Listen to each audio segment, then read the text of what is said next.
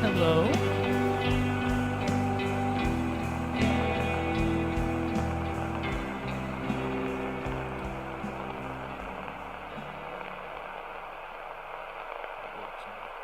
You can hear me now?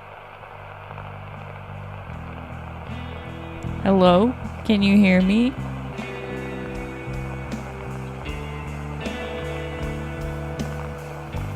Alright, I'm being told that I can be heard. The game is so loud.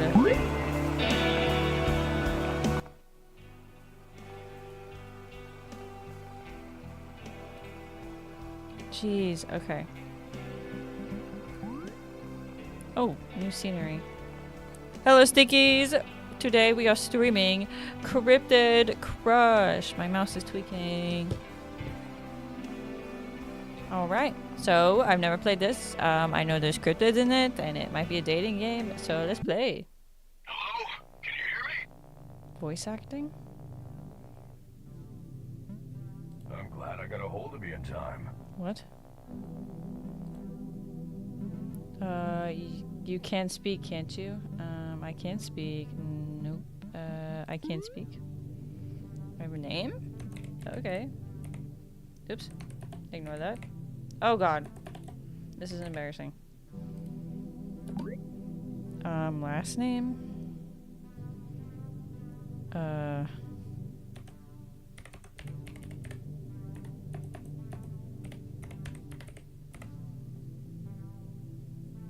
Ignore that. Oh god. What is happening? No, don't stop. How do I stop skipping? Now, how would you like to be addressed? She, her. And voice? I don't. What are the difference? Oh god. Oh god.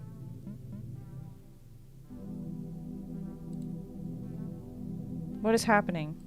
Hold on, hold on, hold on. Mothman. What? Definitely not the Mothman. What is happening? What's that? Who am I? Now, how would you like to be addressed? She, her. A? Oh, no. Now, how would you like She, to her. be addressed? Good choice. Oh, Now, no. how would you like Okay, to be okay. choice? Okay, I got a girl voice now. Good choice. Spicing it up, are you? Also, game difficulty. Human, easy. We're gonna go to default. Where'd my voice? I see. Going with the intended difficulty. What's with the random questions? Well, Well, those who lack a sense of self tend to disintegrate upon entry into this realm of existence. I'm just here to help jog your memory. okay. Oh yeah, that'd be helpful. I have a pretty good idea of who I am. Choose a present. I'll just wing it, randomize stats and appearance. No, wait, I can Great. customize? Let's just zoom through these questions.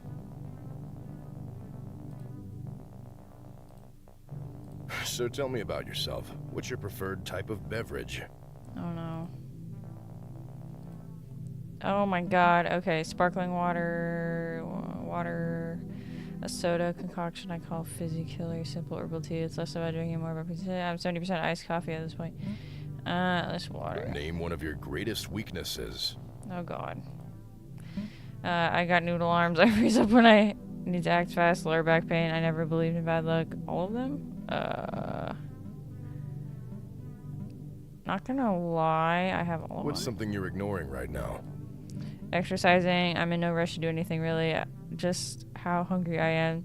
Taking the necessary precautions to prevent my mere doppelganger from replacing me at night. There we go. What would you say is your strongest quality? This game does have some bugs because it's in early development. I exercise regularly and keep a routine. I work fast and somehow stay on task. I try to be patient with myself. What would you say are strong? These are really shitty qualities. Not these two. If you had an This one. entire day to yourself, where would you spend it? Hiking with a buddy and backpacking, wandering around town. That sounds If you fun. were a cryptid, what would you be? Sea monster, space alien, werewolf, please. Perhaps a ghost one day. I don't know any werewolf. Werewolf. Great, interesting. Now how do you envision yourself? Who's this? Oh, I get to customize.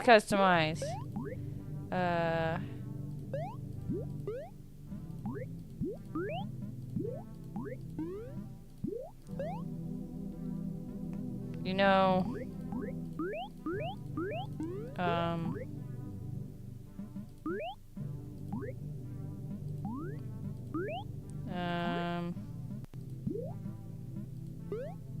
hell yeah.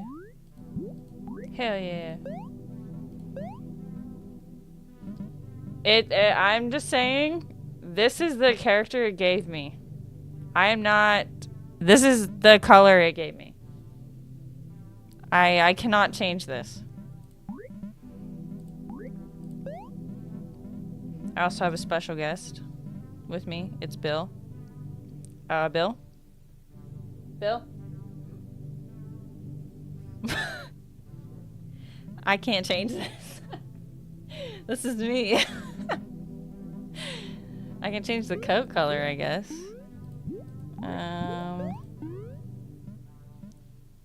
Okay, this is me, I guess. I'm done. It seems my time here is up. Good luck, and know this. I'm rooting for you. What is happening? Thanks, Mothman. Narrator. Buzz buzz. Your phone startled you awake. A trail of messages scrolling down your screen. Atlas. Hey, are you awake? It's time.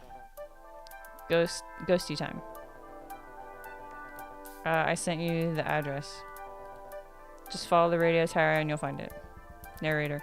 All you can manage to type back in your half-sluggish state is... K. Alright. Never said K in my entire life. Narrator. Oh wait, stop! Wait! Holy shit! What the fuck? Just hold on. Hold on. Hold on.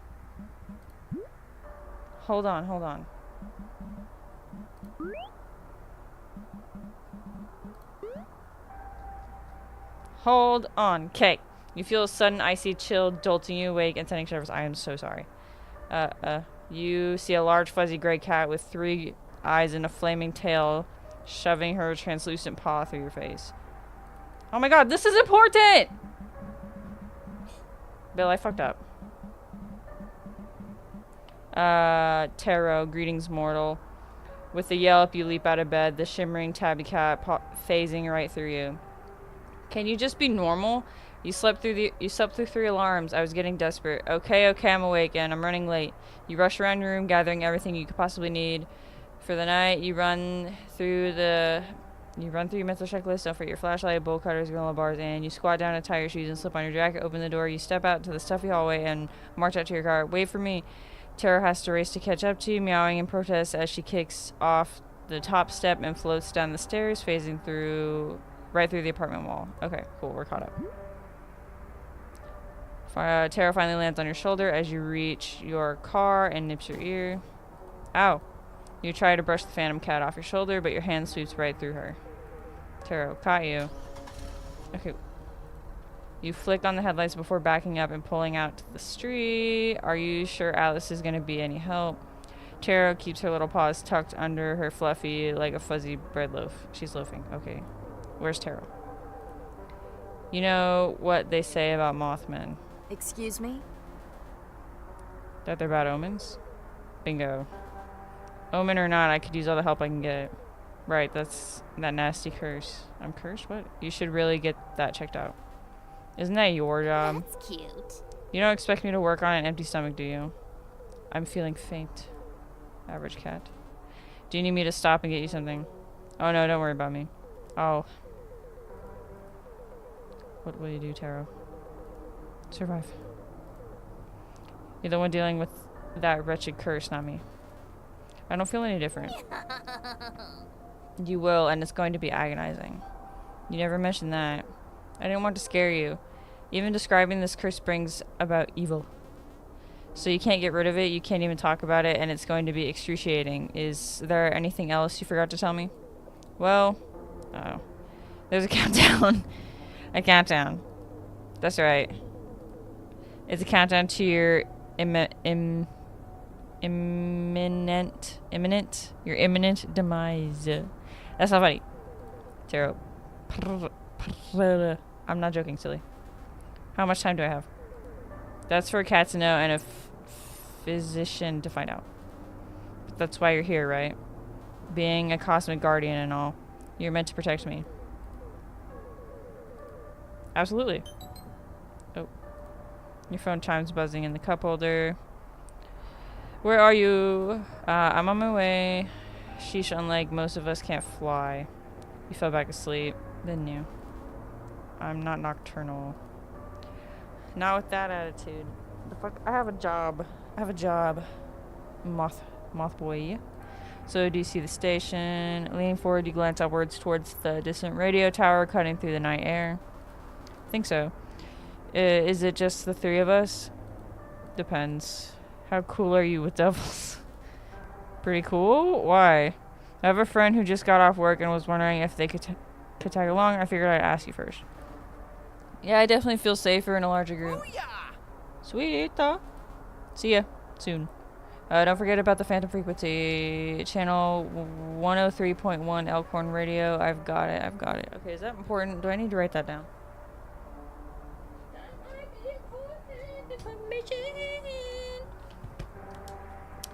103.1 Elkhorn Radio.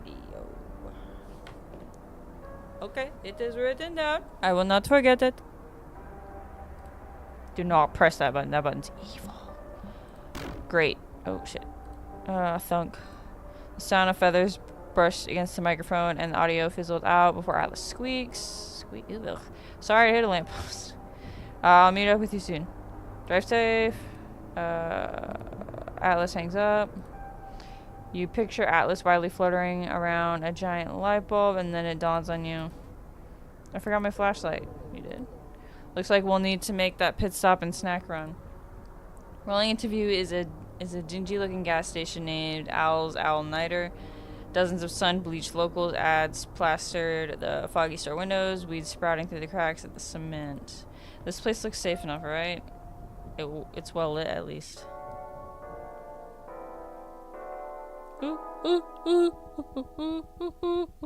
Visual novel.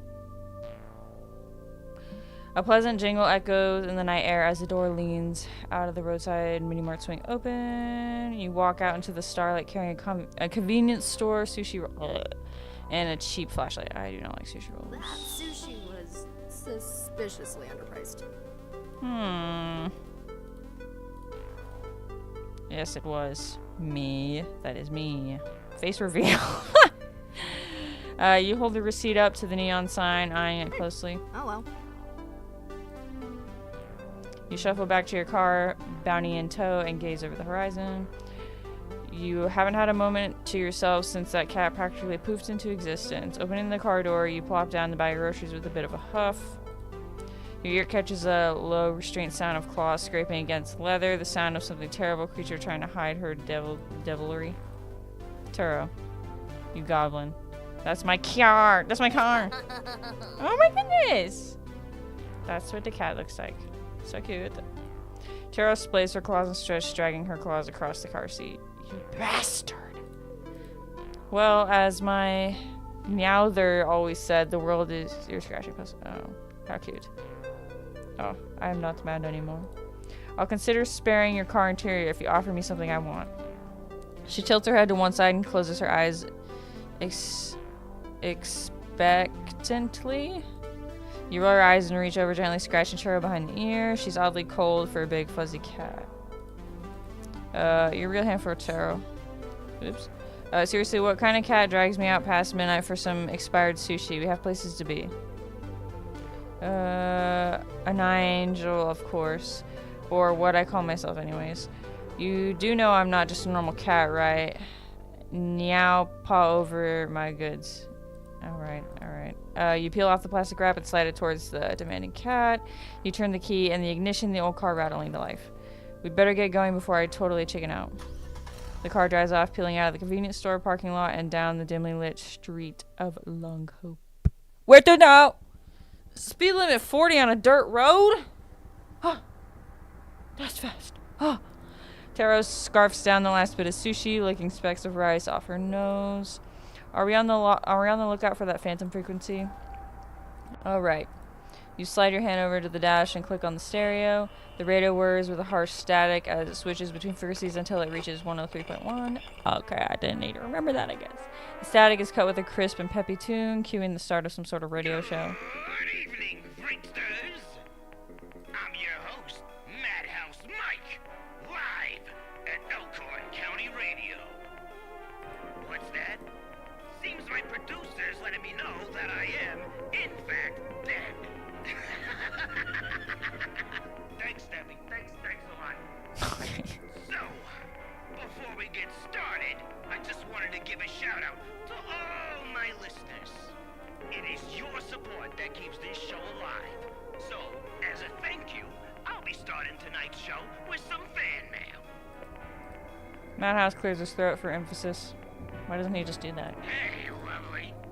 You want to make thousands working with a flexible schedule from home? Of course you do. Join our loyal family and become the independent girl boss of your dreams. I'm good. For a tiny fee of $1,200, you two can enroll in our courses and start feeding today. Join us and Feeding? flourish, the Great Mother. Who? Wow. Thanks much for that threatening and oddly fleshy letter. What? Seriously, this thing is meaty. You turn off the radio. Yuck. Didn't you mail in a fan letter? I wouldn't call myself a fan. Heck, I've never even heard of the guy. You grimace, glancing out the window as the woods begin thinning out into a clearing. Well, that seems a tad insincere, bothering a fellow you don't even know. The skeletal frame of the radio tower sketches up over the horizon, looming over your destination, Elkhorn radio station. Oh shit. Dirty nap, what? Pulling into the radio station, overgrown parking lot, you park between the fading lines. Tara hops up and jumps into her human's arms, insisting on being carried like the oversized baby she is. You open the car door and step outside. You feel the brush of Tara's whiskers against your cheek, somewhat easing your fears. She can float. I ain't carrying her fat ass. Oh dear. Okay, we'll be fine. It's just a haunted station on a hill. No big deal. You click on the hefty flashlight with a tight grip. You angle the light towards the station, as well as a large metal fence in front of it. Crap. Forgot the bolt cutters again. You turn your attention instead to a large sheet of wood spray painted with a crude red letter attached to the fence. You read it aloud. Keep out. Trespassers will be murderlated. Ah, cool. I heard the place glows red on Friday nights and the on-air sign never burns out. Bunch of silly rumors if you ask me. Where is everyone? It's already 2 a.m. They should have been here by now. Checking the time, you stuff your phone into your pocket and scan your surroundings with your flashlight. This calls for investigation. Or I could just shoot them a text. No! Not like that. You gotta roll. We've gotta roll. I left my desk at home. What am I looking at? Sometimes things require skills and a bit of luck, so you determine how your fate unfolds. You have to roll. You'll be given a difficulty rating that you have to meet or surpass. The universe will then add a modifier based on your stats. In this case. Oh, this feels like some kind of forbidden knowledge. Oh, it is. Now try rolling it for real. Oh my god, did I do that? Are you even trying? Wow, that was awful. Don't worry though. If you fail a roll, don't fret. You have a chance to change the fate by spreading karma. You know, let me just call Alice. What's karma, you ask? I did not ask that. Well, whenever you fail a roll, you can expend karma to re-roll. You can re-roll as many times as you have karma, but whether you succeed or fail that roll, but you have to be smart with it. You only get a point of karma when you fail and decide not to re-roll. You got it? I'm sure someone around here gets it. Great. Now tap that button and try to re-roll those dice. Just tap the button right below the dice. Oh, now? 3. Okay, so I got a difficulty 9. Result 6 plus 2. Failure. You shine your flashlight all around the empty lot. Nothing particular catches your eye. Oh.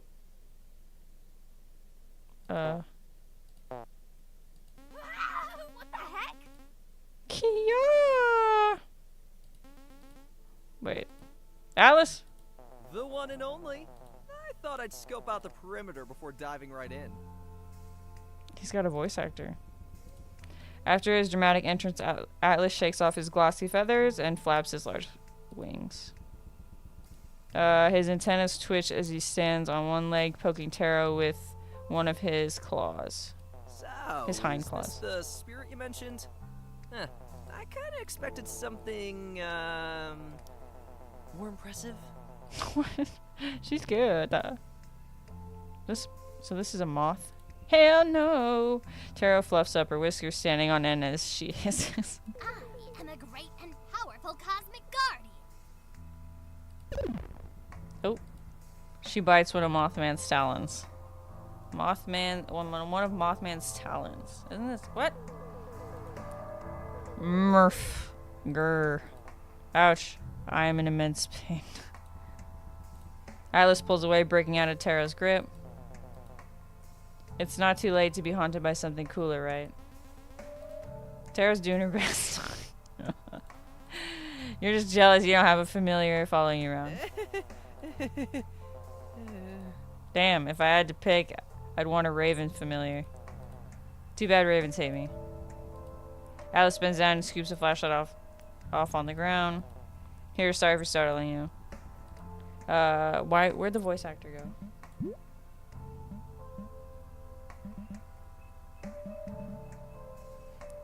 I'm scared to click on anything. Sorry to keep you waiting. Whoa, whoa, whoa. Breaking through... Hold on. Breaking through the greenery, a single blue flame casts an eerie light over a large, imposing demon striding in the clearing, a heavy pair of bolt cutters resting on their hips. Sorry to keep you waiting. It seems everyone has arrived. Assume Atlas spoke of me. Jesus Christ. Why does it look like that? How'd you get here so fast? Legs? This is Jamie, the roughest devil around. They're a great listener, bone collector, fist fighter, and artist. Jamie, you should show Sam some drawings. Why not? I want to see them. Oh man! Be so good. Who cares? It's supposed to scout on ahead since you seem to be in such a capable claws. A feline hovers past the demon, floats through the fence, and disappears into the overgrowth. We should follow suit. Jamie struts towards the chain link fence, unsheathing the bolt cutters. They snap through the padlock and give a quick thumbs up. Let the crimes commence. Alright. They said it well. This is a horrible idea. What if someone gets hurt? You hesitate, stopping just before the gate. Psh! Ghosts are practically harmless. I bet this dude's just some disembodied voice or a possessed microphone. Besides, you've got me to protect you. Nah, it's the other way around. Let me live a short king. Hurry up. The exterior of the radio station is tagged with the fading graffiti and plastered with condemnation warning posters. Jamie turns the handle of the front door and easily clicks open. Creepy. I'm not sure what we're doing here. Looking through the doorway, the dark interior of the station seems impossible to clean compared to the outside. The waiting room is seemingly suspended in time, only faded from months of neglect. Maybe years. You shuffle in line behind Jamie as you examine the lobby, stopping a moment to realize that you're the only one with a flashlight. All of you can see in the dark. Indeed. My eyes can pierce any darkness. I actually rely on my captive antenna with these big old eyes. My vision's super sensitive to light. Okay, it's not seeing, but more like smelling. You have got to be joking. Alice, can you go on a date without mentioning your insectoid parts? I don't mind, really. You twirl the flashlight in your hand, nearly dropping it in the process. Wandering around, Atlas tries the nearest door. After finding it locked, he shuffles over to the recording studio window and presses his face against the glass. Jamie kicks one of the trash cans over. Dozens of lime green soda cans come clanging out, scattering across the floor. For an unlocked haunted house, this is surprisingly untouched. I almost feel bad trashing the place. Where do you think we'll find the ghost? You tuned into the ghost frequency, right? Alice gives you a reassuring nod. No feathers off my back. It's fine if you didn't.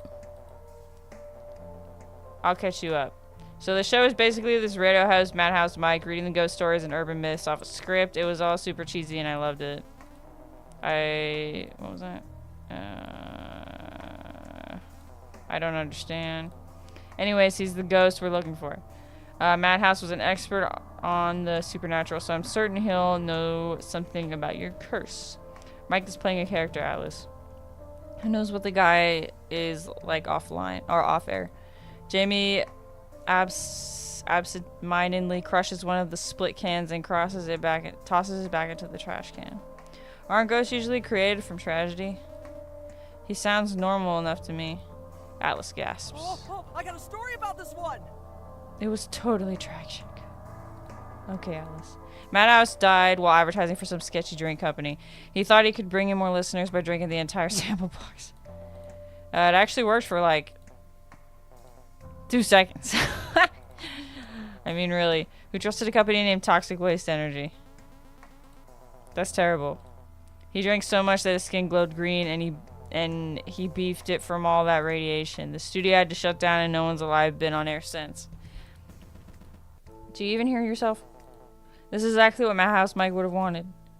Hosting a radio show for the rest of eternity? That sounds great. You have got to be joking. Turning into a restless ghost is usually the worst case scenario. It's funny, he carried me through those long nights at my old retail job back home, you know? You know, before I got fired after being robbed twice and starting an electrical fire, the dude was a legend for us night owls. You truly are a bringer of bad luck. You're a literal devil. So, it's just a rumor. Rumors won't get us anywhere. Let's search the place and gather more information. And risk upsetting the guy when we're about to hop onto his radio show? No way. Upset? Idiotic. Atlas, Atlas. We're trespassers. What do you think about this, Sam? Both Jamie and Atlas turn to you, expecting you to settle whatever this is. Jamie's right. We might find something useful like a vault or a haunted treasure or a portal to a ghost dimension. Atlas, think of all of the exclusive merch, you know, totally ask for autograph. You think so? I wish I could choose what to say. Actually, let's check out the record room. There's got to be some shiny collector vinyl and tapes in there. The Mothman's eyes sparkle. I see. You know, for research purposes. Jamie brushes past you and opens the door before them, ushering the human to follow. Scratch that. I want this spectator dealt with now. Hey, I was wondering why'd you come with us? I wanted to meet you. An average human moving to Long Hope is a major big deal. What makes you say that? Folks around here tend to be occult, undead, or aquatic, which you are not. Nope, I am not. Then something had to have brought you here. Jamie expressions darkens, their gaze trails down before resting upon you. Your throat feels dry as you try to force a response. Well, what? I mean, Jamie. I've known Atlas since like forever. He helped me unpack. No, something worse. Jamie, you're being awfully cryptic. Look at them. I tend to be. Okay. I mean, they're pretty cool. But let's not jump to conclusions. You've decided Jamie's definitely annoyed with you. You must salvage this. So, you'll be there for Friday movie night, right? Jamie's eyes light up. The flame atop their head flickers a warmer blue. Carrying stuffed sweet potatoes, chicken skewers, and jalapeno dip. You pick Jamie wearing a gingham apron and oven mitts, all while carrying a tray of freshly baked snickerdoodles. Fuck yeah. You cook? Excellent. Part-time. I have so many questions. They call me the grill master. Jamie, I need answers. I need you to keep walking. Sure thing, grill master. Do not say that. But you said it yourself. With a grunt, you manage to shut the door, knocking down a filing cabinet blocking the doorway within the room. Stepping over the cabinet, you gaze around the office. No. What do you say? The room is completely trashed. Loose papers are scattered across the carpet, green sludge is smeared across the walls, and bookshelf full of records and trophies are smashed to bits. What's going on in here? Oh dear. Oh, man! What kind of monster did this? The Mothman scoops up a handful of shattered records, letting shards fall between his feathers. These were original copies. Couldn't you just download the digital album? No, it's about the rich, omnidimensional sound. I agree. Ignoring Atlas mutters, Jamie runs their claws across the walls, tracing out the words written in a faintly glowing slime. Don't touch that. DailyGhostWatch.net. The hell does that mean? I don't know. Could this be right? Sounds like a website. Atlas looks up from vinyl wreckage, wiping away his tears. Tish, it's just some blog that reports on abnormal occurrences. Makes sense. I was actually a mod there for like a month. Ew. Moderation's important. Yeah, you nerds better get snooping. I'll make it quick. Where should I start? Computer, bulletin board, or trophy case? Let's try the computer. Sneaking around the office, you stop at the desk, resting in one of the corners. A chunky computer hums with the power, and the monitor rests on the desk. A single sticky note slapped on the screen. It reads, password, death proof, and messy pen strokes. You click on the monitor, which blinks on and flashes group photos of studio members before sputtering out again. Clicking on the monitor once more, you click to minimize the web page and greet with a ghost hunting forum. Someone seems to have scored the page, leaving comments and even arguing with users under the username RadioGhost1. One comment reads, "This guy sounds so cool. I wonder what he was like in life." A response under the same username reads, "Great post. Heaven's really missing out." Well, scrolling down, you see the Radio Ghost one's been banned for self-advertising. You're about to check the other tab, open a computer, but you're cut short as something cold brushes against you. Turning around sharply, you see a human-sized figure crafted out of empty toxic waste cans sits in a dusty office chair. Alright, cool. You figure the figure has marker mouth hanging open in a smile. Its head's built with half-crushed water jug and paper clips strung together like hair. A name tag clipped to the forehead reads Debbie. Okay. This is seriously creepy. Oh shit. Investigation. Oh, success. Okay, cool. Let's see here. Boohoo answers, bulletin board, trophy case. Let's do bulletin board. You look to the cork board nailed to the wall, taking notes of various pages tacked to the board. Marker mustaches are scribbled over a single group of photos as a man wearing a red hoodie scratched out entirely. A printed out calendar is pinned to the wall, August 21st circle, labeled doctor's appointment. There's even a coupon for a free case of toxic waste energy tacked to the bulletin board. Tearing off the coupon, you bring it to Atlas, hoping for some insight. What's this? Hold on a sec. Oh, that's drink that killed Mike Madhouse. It's the infamous soda brand known for its insane caffeine content. You immediately regret asking, but decide to keep the coupon anyways. Just in case? Atlas stands near the door, scrolling through his phone. Apparently, the Daily Ghost wrote an article about Elkhorn Station. The Mothman skims over the blog post. What the fuck? Dude. They didn't bother mentioning Mike by name. Does that matter? Mike's just faceless green poltergeist to these people, see? Literally, no face. Atlas holds out his phone, showing off a blurry green mask, wearing a hat and a hoodie. It's difficult to make out. Isn't that how the whole Cryptid gig works? Guess you're right.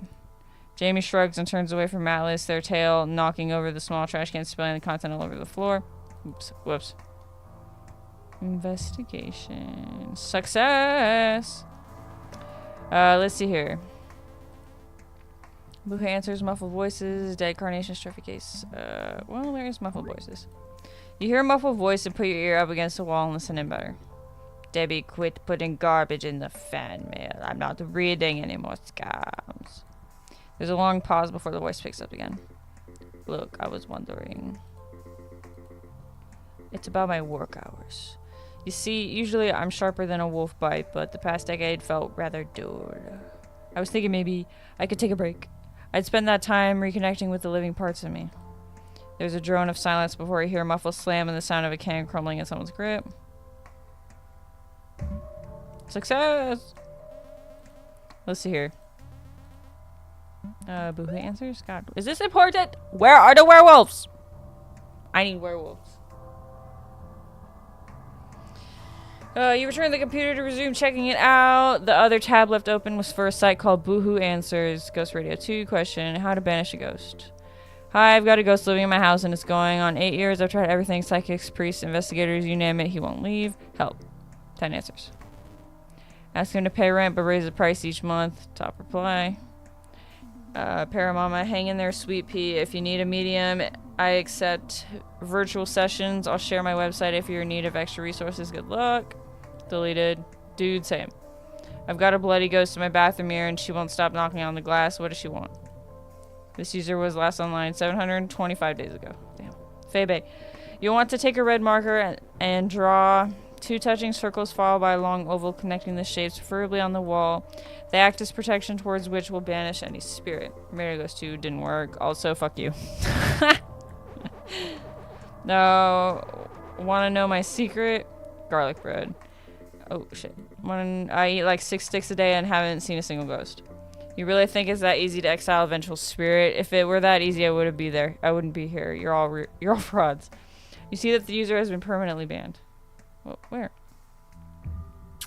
Success? Great success. Let's see here. Dead carnations. Spilled out of the trash can is a vase of pink and white carnations. A small card clipped to the side of it. With a frown, you plucked up the card and read, "Here's the 5 years at Elkhorn Radio, many, many more." Glanced over the card. Atlas scoffs. Oh, that's bad. What's bad? Success. Let's see here. Okay, last thing. Trophy case. Following the trail of papers, you stopped at the smashed trophy case with the words "stinks worse than Momo" spray painted on red all over the whole thing. It seems to have held a variety of commemorations and awards celebrating radio entertainment the station had broadcast. You shift through the destruction, only finding the remnants awards to obscure bands and talk shows like Shark Infinity, Tiny Red Panda, and DJ Bean Angel. Nothing about Madhouse, though. Looks like Mike's really taking this personally. Dude! Shark Infinity record here. What does that mean? Ooh, failure. Reroll? I don't know how this works yet. Okay, well, I succeeded. Let's see here. Papers on the floor. Taking a step back, you feel a crunch under your shoes. You look down, realizing you've stepped into a crumpled pages, overdue bills addressing the Elkhorn Radio. Crash down, you pick up a crumpled newspaper scrap, accusing Elkhorn Radio of poor working conditions and long work hours. The author seems especially resentful in this article. You mumble the last sentence aloud. I hope the station's owner faces justice. Alright, nerds. We gotta go. Jamie gestures to the door, their tail flickering impatiently. Fine. There's no way I can salvage this. Alice begrudgingly leaves the remains of shattered vinyls behind. What was that for? Alice briskly marches ahead. You walk like a pigeon. Following Atlas's voice, you and Jamie turn the corner and stop abruptly. He's fiddling with the doorknob. It's totally jammed. Alice is cut short as a hand shoots out from the door, grabbing at the moth's neck fluff. It stops, confused, and slings back behind the door. I guess I scared him off. The door suddenly vanishes, leaving Alice tumbling into the studio room. Well. What the fuck? What took you so long? Y'all three totally left me hanging. Dead air is a career killer in this line of work. You could have at least rescheduled with my producer. You mean the Jughead abomination back in the office? Ah, so you met old Debbie. Not much of a talker. Madhouse Mike laughs at his own joke. This is him. Suddenly blinking into view, Mike appears in his full ghoulish glory. You're really real. Of course I'm real. You think I host a radio show just for kicks? I've been waiting for a special guest slot for ages. Oh my gosh, Madhouse Mike. Atlas takes a sharp breath, absolutely starstruck at the sight of his hero, a real urban legend. Boy, I'm a huge fan! Grrr. Atlas looks up as Jamie, who's blankly staring at Madhouse, a wild look in their eyes. Jamie. Don't. We're here to join you on tonight's show and ask you some questions. What are they planning? I don't think it'd be a good idea. Oh, so that's him. Madhouse pauses. To turn down such big fans. Teehee. Except you, the one with the ram horns. I don't deal with devils. Bold choice of words for a dead man. Damn, alright, Jamie. You're a fire hazard. Sorry, Jamie. I understand. Weak-willed spirits tend to fall faint around me. Bye, Jamie. You were my favorite. Atlas does a giddy fist pump to himself and stands up straight. Sweet. Yes, this is business. I'm a serious business boy. That's Bill. That's you. I'm a serious business boy. Oh, what's happening? Something interesting! Evening Ghosts and Ghouls. We're back live at Elkhorn Radio, located just off the Route 101 for those just tuning in. I'm your ghastly host, Madhouse Mike, and welcome to the Witching Hour. We got a special treat tonight, guests from a realm of living. Why don't you introduce yourselves? Mike makes a nod, cueing the two of you in. Lex, if you're listening, you owe me $20. Dude, now's not the time. You whispered to the Mothman, shooting him a glare. I'm Sam, and this is Atlas. We're both big fans. Whoa. Wow, you got guts moving to town full of cryptids. I guess so. Were you scared? A little. But I know I'll be okay with my cosmic guardian around. Guardian around. A what? My ghost cat, Taro. She's meant to protect me, but, she tends to do her own thing. Where is Taro, anyway? Sounds like you've got a real affinity for spirits. A knack for trouble. You elbow Atlas and the two of you exchange cheeky smiles. Then I suppose Trouble here's the one and only Mothman. Prophet of the Silver Bridge, bringer of disaster. So what is it like being an omen of destruction? No, that'd be my dad. I'm just a Mothman, not the Mothman. I can't really control my visions either. I'm just here helping out a cursed friendo. You can see the future? Hell yeah, give us a prophecy, Mothman. Atlas looks a little frazzled. He does look frazzled. His eyes darting, which way? Like on the spot? I want to talk about Sam's curse. It's okay, just go with the flow. What's in my future? Okay, sure. Yeah, I can try. Closing his eyes, the moth folds his wings and tilts his head to one side as if he's trying to listen in on something. Oh god. Oh. Nope, never mind, I can't do this. Why not? I guess ghosts are just too dang hard to read. Can we move on to the next bit? What happened? Yawn. Seriously. Sorry, man. Yeah, it was worth a shot. You feel a little underwhelmed. What about my future? Sam, you're gonna oversleep and wake up with a headache. Aw, man. You're definitely underwhelmed. What? I do that in real life. I just predicted my future in real life. I'm gonna oversleep and wake up with a headache. How did it know? I'm telling Bill. Any tips on how to set these things into motion? How am I supposed to know? Fate is stupid and impossible to figure out. Wow. Real inspiring stuff, little dude. Mike waves his hands around, shaking his head with a smile. I say we move on to our next segment. How about some episodic episodic callbacks. I should be a total breeze for such big fans. Yep, I'm a real mega fan. Episode 15, which undead horror did we interview on the show? You sit there quietly shuffling your feet and tapping the counter, ensuring what to say.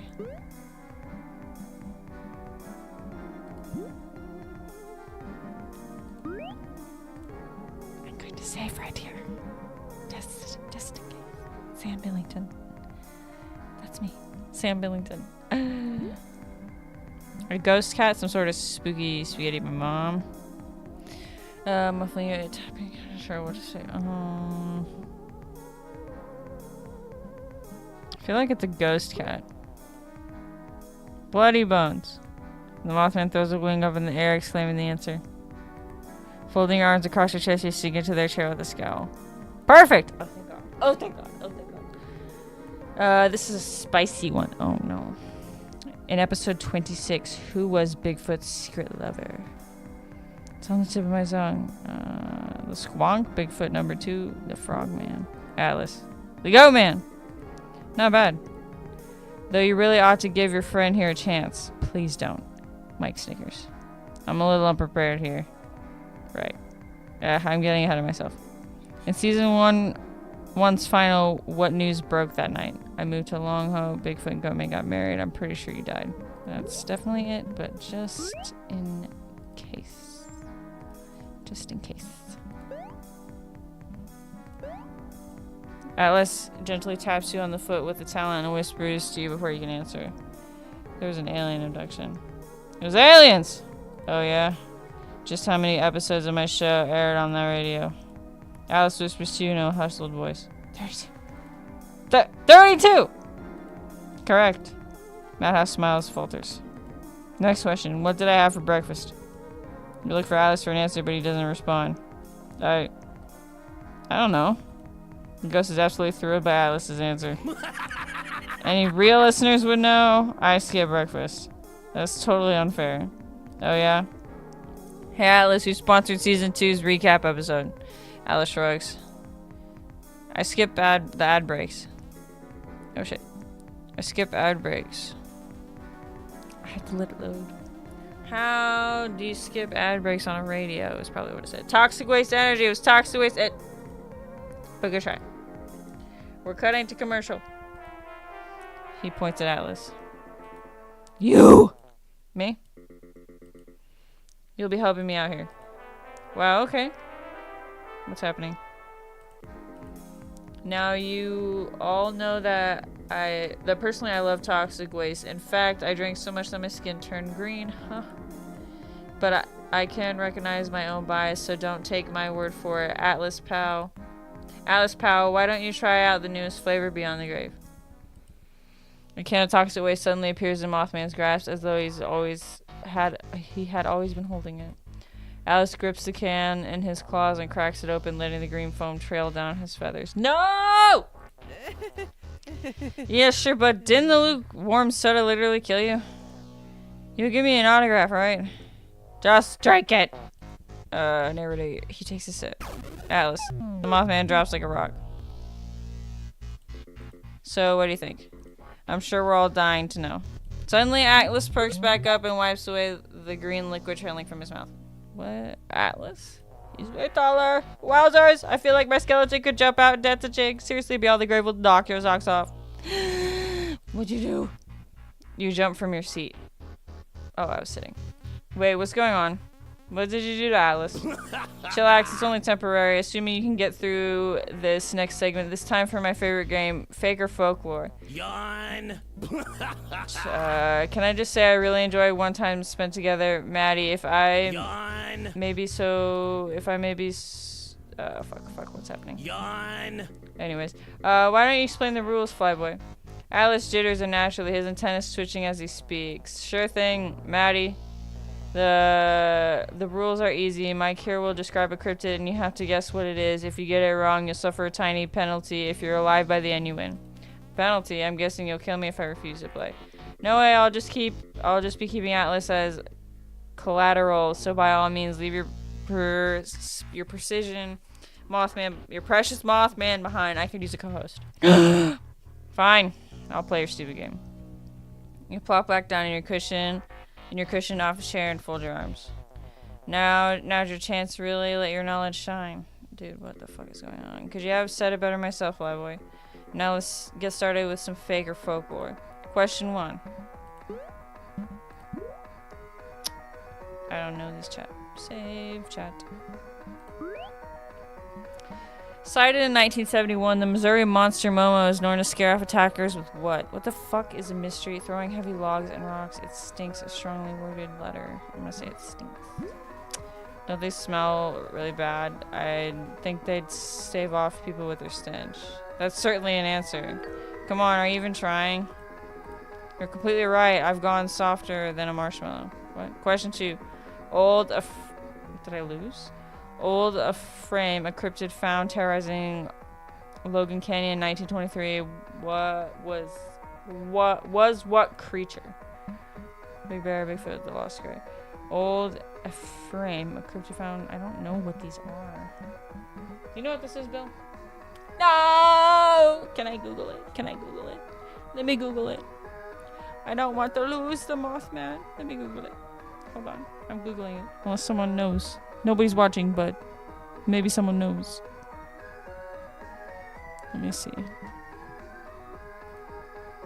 Hold on, hold on. Hold on. Hold on. Okay. Ignore that. Anyways, I'm Googling it. No, hold on, I'm cheating, I don't care. It's a big bear. A big bear. What is a frame of big bear? You're just guessing at this point. How dare you, Madhouse gestures at least who's shaking like a rag doll. Correct. I certainly wasn't expecting that. Good on you. Oh, thanks? I googled it. Next question. Oh, now this is a good one. Question 3. The Rochester Giant, sighted in 1965, crushed the hood of whose car? George Washington, how am I supposed to know that? Let me see. Let me Google it.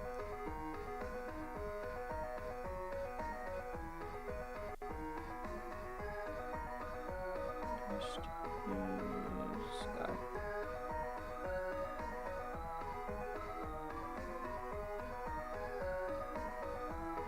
Is there Russia's area, wasn't it?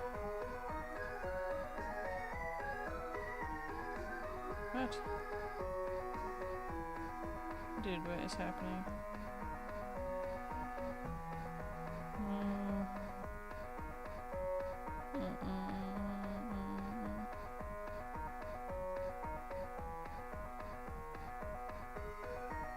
Nice. Crush the hood of whose car?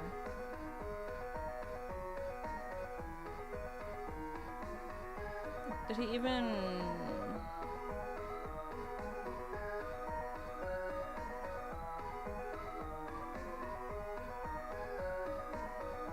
I don't think he crushed anybody's car. The fuck? I don't even know what this is.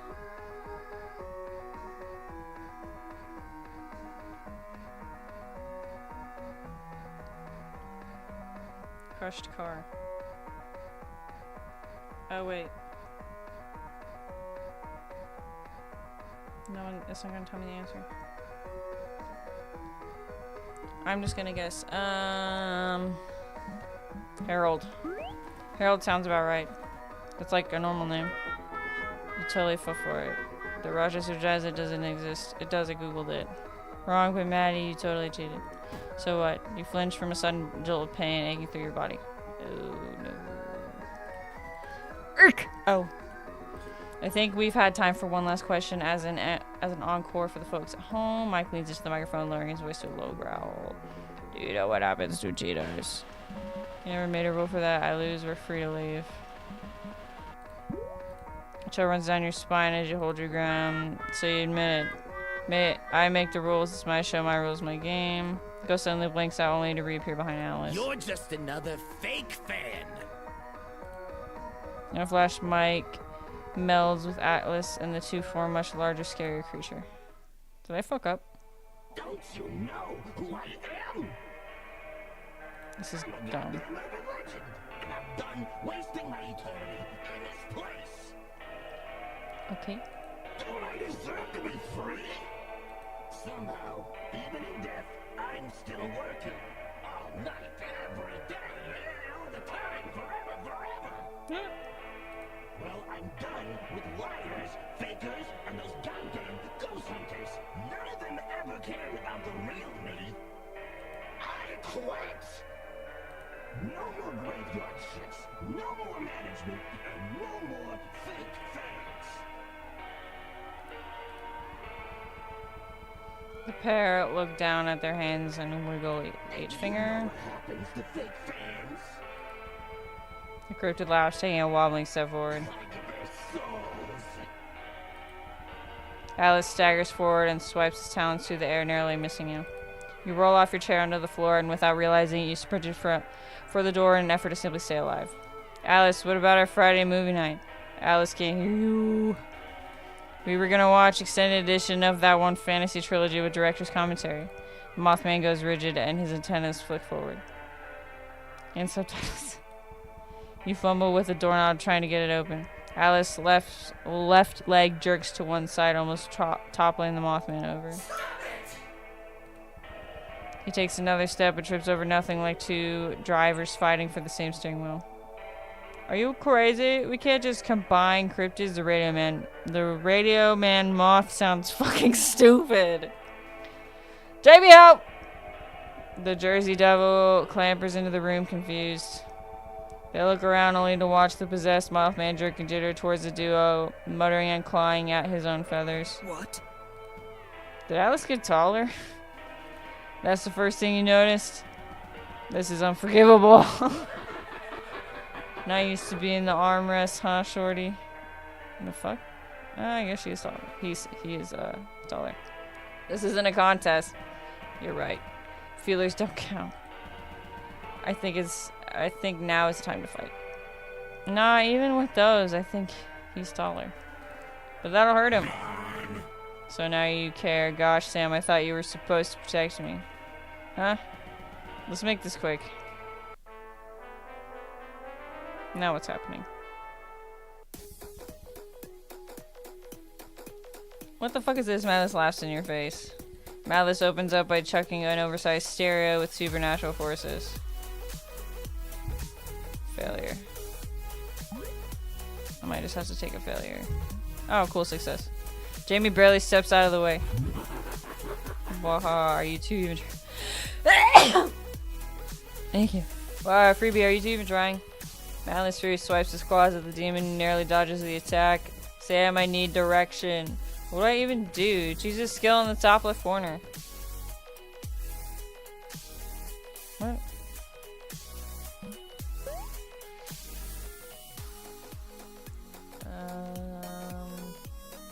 Defend? Bash. You expect me to punch this guy? Yeah, I could use some emotional support. I feel like you're trying to tell me something. Pick a different character. Let's do Jamie. Cool. Something cool might happen, maybe. Sure, let the DPS be the healer as well. Good game. Let's try this one.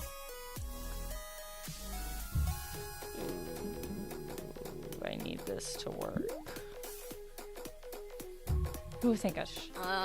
Okay, that was a success. What does that mean? Great, let me explain the basics. Shit. Where do I even start? You see damage, base damage, then you, stimulate the action to kind of modify a number of stamina, exhaustion meter, my brain hurts. Hey, it's okay, take your time. Nosebleed, deep breathing, I can't do this. If her Alice, she would cry and I would never forgive myself. Oh god, I really am a devil. Alice, help. Not my problem. No, I'm not explaining shit. Shut up and fight me. Please? Okay. It seems Atlas' initiate desire to overshare is more powerful than any supernatural force. What do you need to know? The stats and what they mean, move description. I need to know everything. I don't know what any of this is. I'm just gonna say I got it. Great, I think that's everything. Hey, Jamie. It's okay. Get his ass.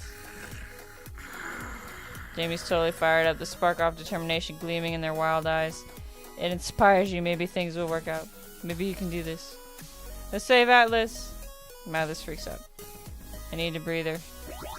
Jamie closes their eyes and a flame between their horns casts a cool light over their allies, mending some wounds. Thank you. It's time to fight. Alright, so I'm going to... raises an ally stats. Take brains versus cheer.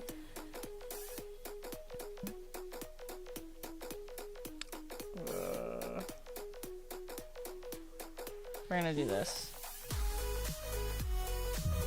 Alright, dope. Sam successfully bashes with a thwack. She takes 5 damage.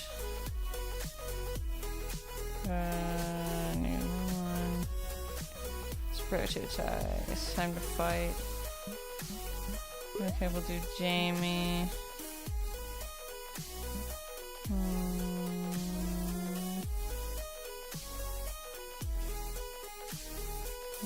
They don't have any guns.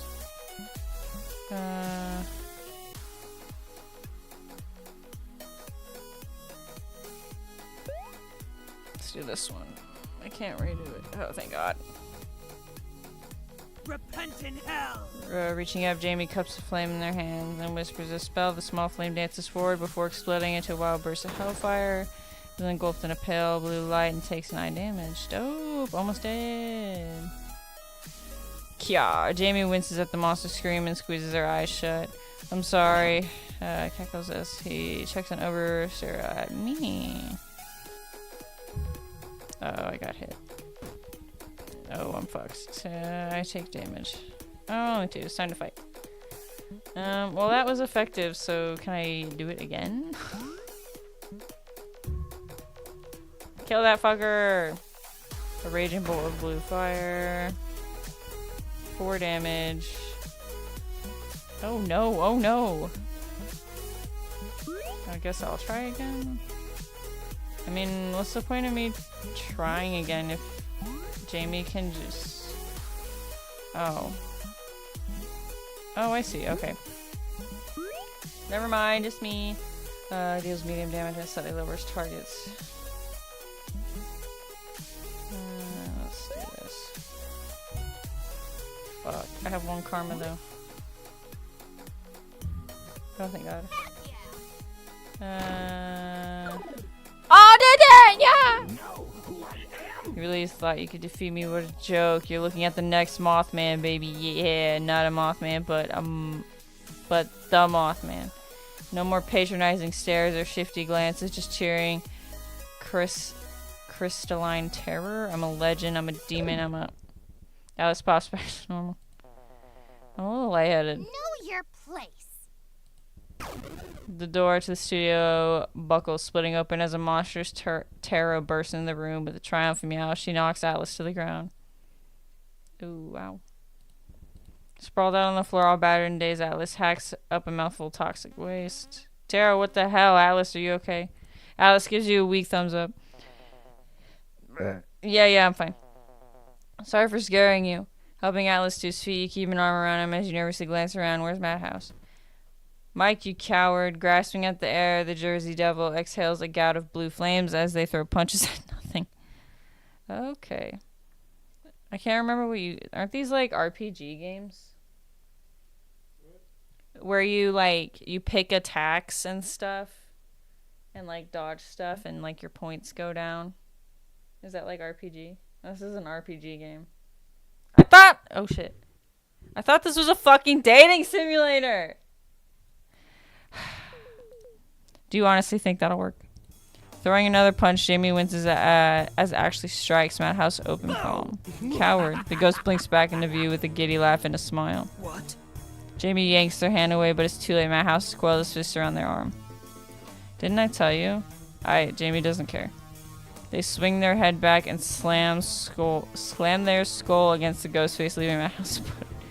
I don't deal with. Throwing their other hand, Jamie punches their arm around Madhouse's chest. Let me finish. They're both stuck. Jamie can't move their arms. Jamie bites and kicks, but no avail. They're tangled in a tangible and intangible mess. Way to go, room in the moment, Bonehead. Madhouse tightens his grip around the devil. You wouldn't dare. What? I never possessed a demon before. Your soul will be incinerated. So what? I'll manage. Either way, it's a win-win. Fuck. Madhouse's jaw suddenly unhinges and a curled horn juts out of the side of the head. He claps a hand over his face and stifles a cry, his ghastly form flickering in iridescent light. Oh no, it took Jamie. I told you it wouldn't work. Jamie acts fast, taking this moment to finally tear their hand out of Madhouse's chest while he withers, shaking ectoplasm off their claws.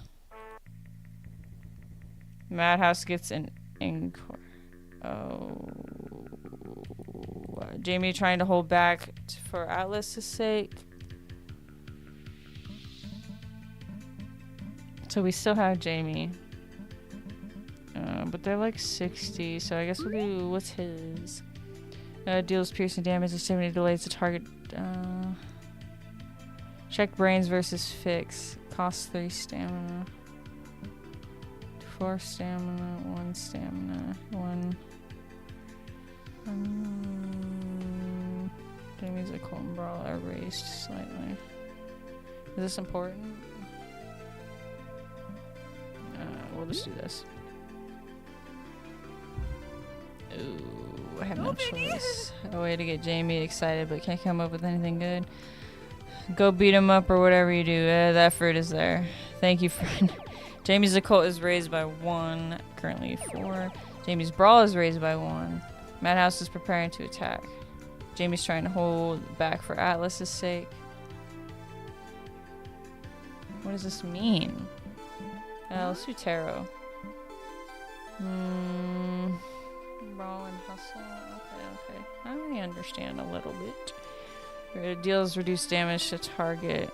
Deals medium damage to target, then tarot is at a lower, deals heavy damage. Okay, then we want to save that.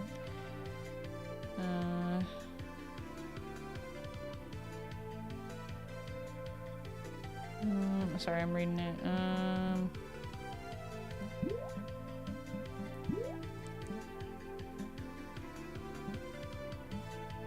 I just pick a different character. Let's do this. Oh, thank goodness. Okay, cool. Let's end this quickly. Jamie bashes their skull into Madhouse's head with precision roughness. Madhouse takes 7 damage. Holy... Dude. Madhouse's guts is lowered to -2. I don't know what that means. Madhouse looks at Jamie and slashes his claws through the air. This is for the fans. Is that good? I don't really know what's going on. Jamie comes out mostly unscathed, taking 2 damage. Oh, I see. 8.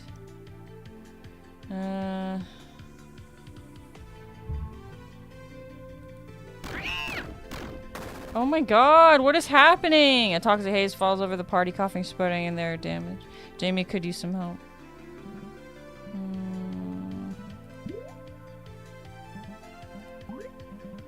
Can't. I don't know if...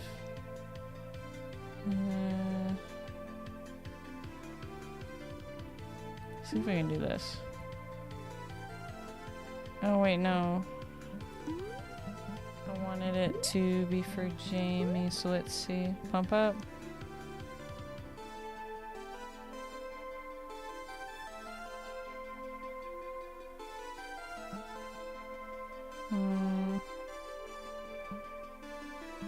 I guess we'll just do this.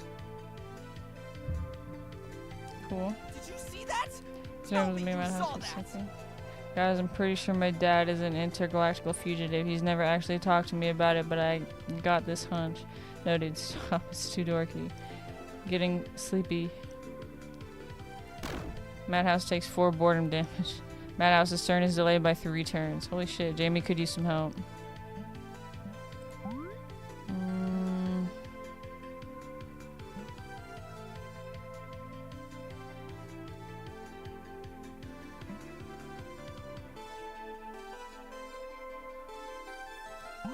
Can I do this?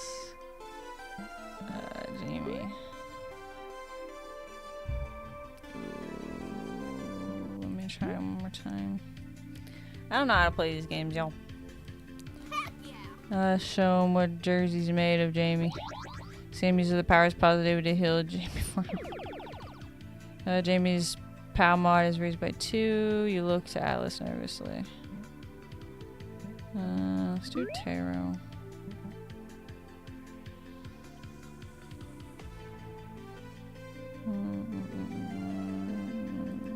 Guess we'll do this. Cool. Tarot flops cutely, making her fur the felines feel like blah blah blah blah blah. Cool. How can I kill this bastard? Just kill this fucker. Kill him! You're simply outmatched. This madhouse takes 7 damage. Ooh.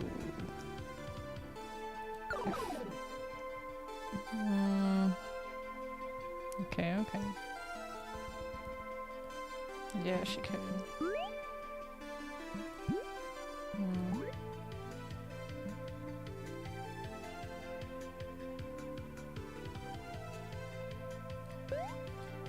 Go, Tarot. Go, Tarot. Because nobody... It's called the Phantom Frequency because nobody cares. Well, I'm not listening. A single tear will stop Madhouse's cheek. Madhouse it was low by -1. 2. Good job. Madhouse is preparing to attack. Jamie could use some help. Yeah, I know she could... I mean, they could use some help.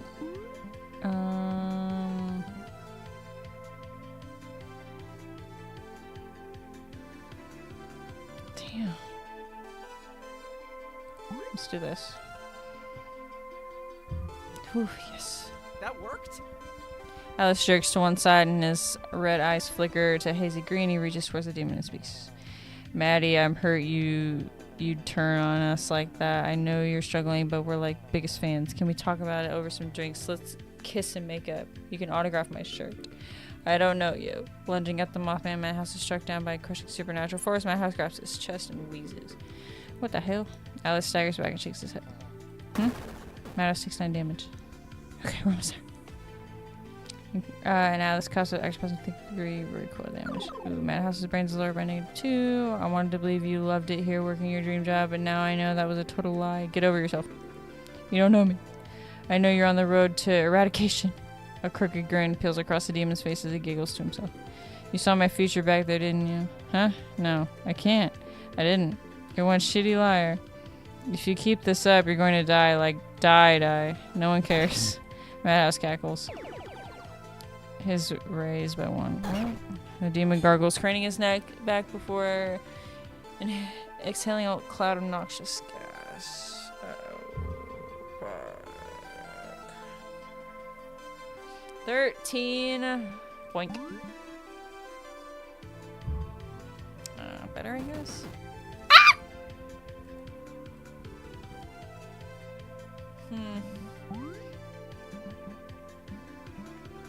How do I heal everybody?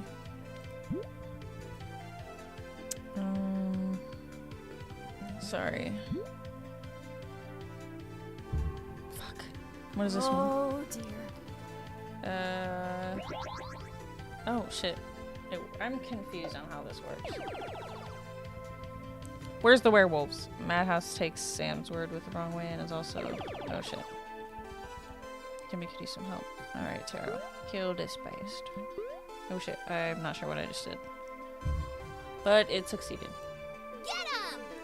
Yeah, Exocooler, you look like an anthropomorphic string bean. Nice try, but I'm not that easy. The demon stifles a feeble sob. Madhouse is preparing to attack. Jamie could use some help. I know.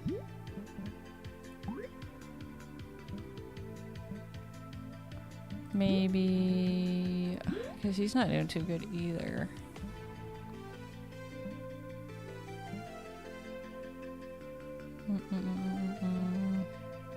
I guess we'll just do this. And it failed! Let's try one more time. Fuck. Oh, come on! Dude, Amy said, but can't come out.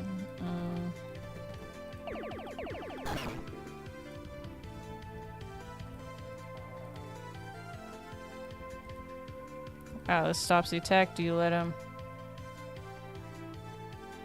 Yeah. They're both gonna get hurt.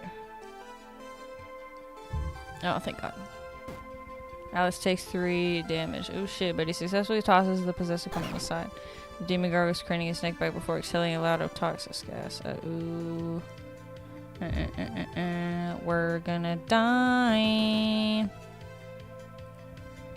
Alice, could use some help? Yeah, I know. I know.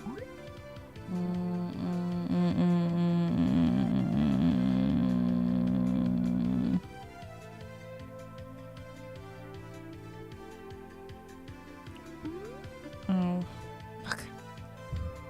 No, I got that. Oh. I know.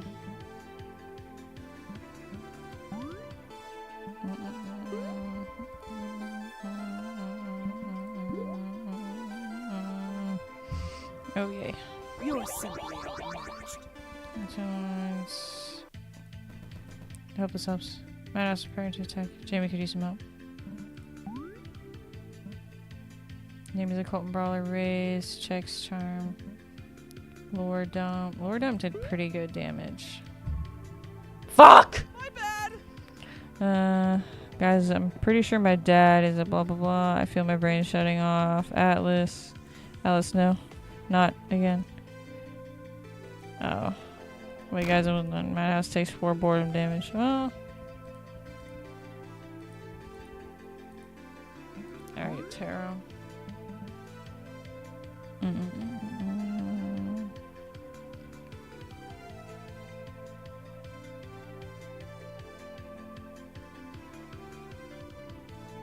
Ow.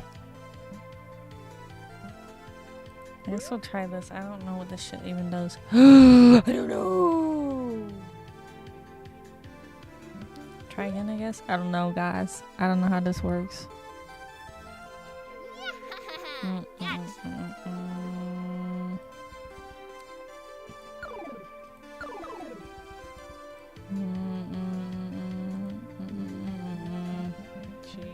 they could use some help. Let's just do this. I'm not even reading them. I just want to get this fight over. Easy peasy. 10 damage. Holy shit. Oh shit. We're so close though. We're so close though. Oh, Jamie.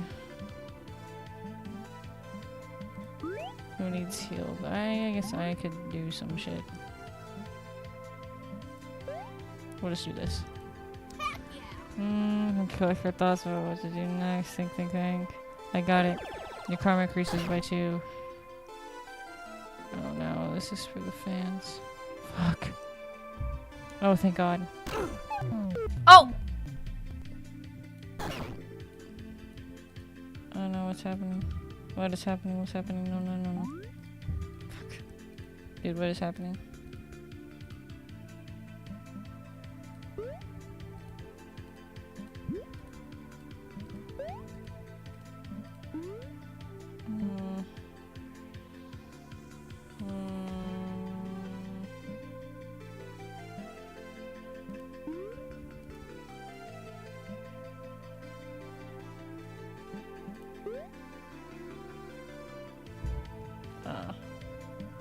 It'll be fine.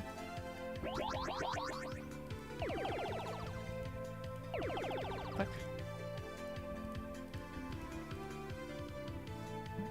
Alright, Tarot. Let's do this one. Yay. Eats Jamie. What? Rip Jamie. Oh, thank God. Almost ripped Jamie. Oof. Oh, okay.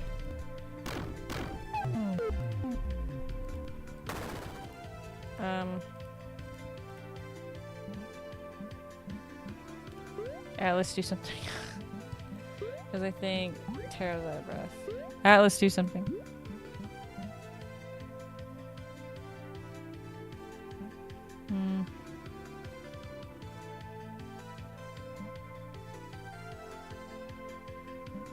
Let's do this. Atlas, This move might kill you. But it killed him! Turn count 20, A, 15 for S. You've unlocked some new dice. You can equip them through the quick menu, the equal on the left at any time, just not while rolling. Future update will include more depth explanation on how different between dice sets. Okay, cool. You're the real deal, huh? Guess that's a wrap, folks. Yo's form flickers, madhouse crumbles to the floor in ectoplasm heat. Let me finish this. Jamie steps forward, a fire roaring in their eyes. No, I still have questions. You take a hold of Jamie's arm, trying to hold him back. Is that all you really care about? You're also clueless. Snapping up, Mike musters up the last bit of strength he has and latches onto you. You're coming with me.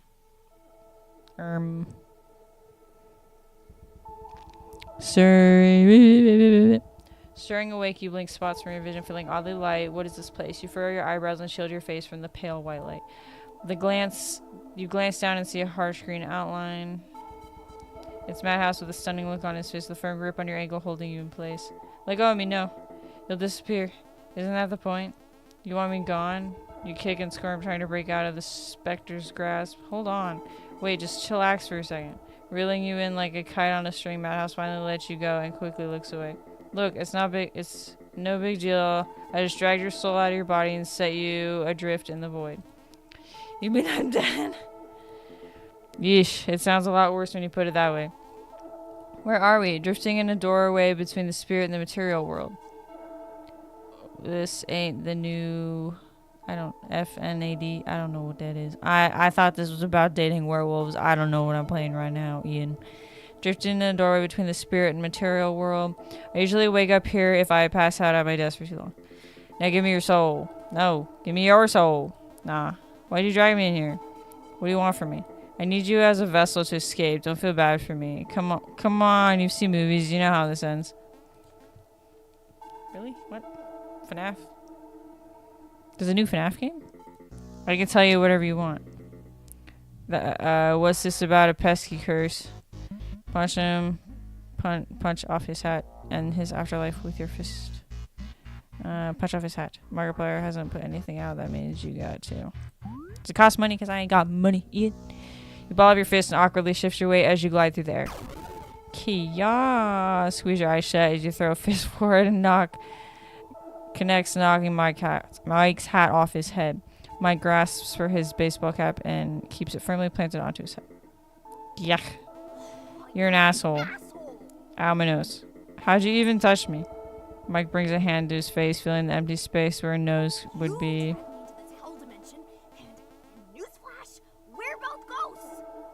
Yeah, that. This is a new FNAF game you need to play. If you play it, I'll buy it. Perhaps I will play it. You throw your arms over your head, gesturing around the empty vacuum of space. Bad for you. You didn't deserve to die, let alone become a monster, but now you're totally acting like one. Mike's stunned, unsure what to say. So if you're gonna eat my soul, you might as Steal. well do it already. Gladly. But I don't think he will. Ew. The phantom backs off. You're right, I can't do this. Why not? I don't want to hurt you. I shouldn't have put any of you through this. I just don't know what else to do.